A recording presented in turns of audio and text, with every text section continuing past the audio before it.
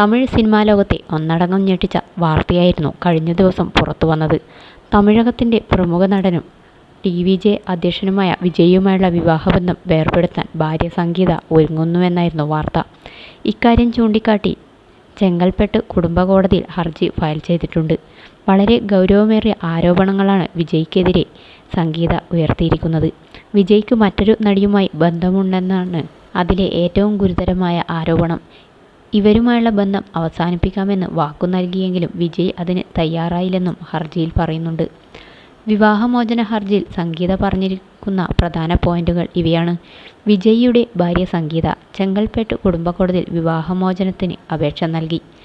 UK-യിൽ ആയിരുന്നു സംഗീത വിജയ് വിവാഹം രജിസ്റ്റർ ചെയ്തത്. 1998 ജൂലൈ 10-നായിരുന്നു ഇത്. സംഗീത UK പൗരത്വമുള്ള വ്യക്തിയായതിനാലാണിത്.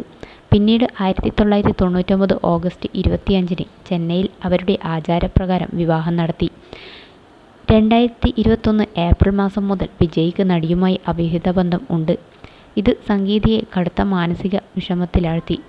ഇത് സാമ്പത്തിക വിശ്വാസത്തോടെയുള്ള വഞ്ചനയാണെന്ന് നോട്ടീസിൽ പറയുന്നു.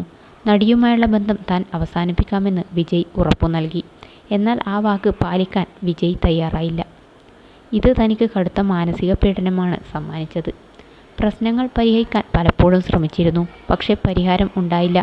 കുട്ടികളുടെ പഠനവും അവർക്ക് യാതൊരുവിധ വൈകാരിക പ്രശ്നങ്ങളും ഉണ്ടാകാതിരിക്കാൻ ഈ വിഷയം വിട്ടുകളഞ്ഞു. അതാണ് നിയമ നടപടി സ്വീകരിക്കാൻ ഇത്രയും വൈകിയത്.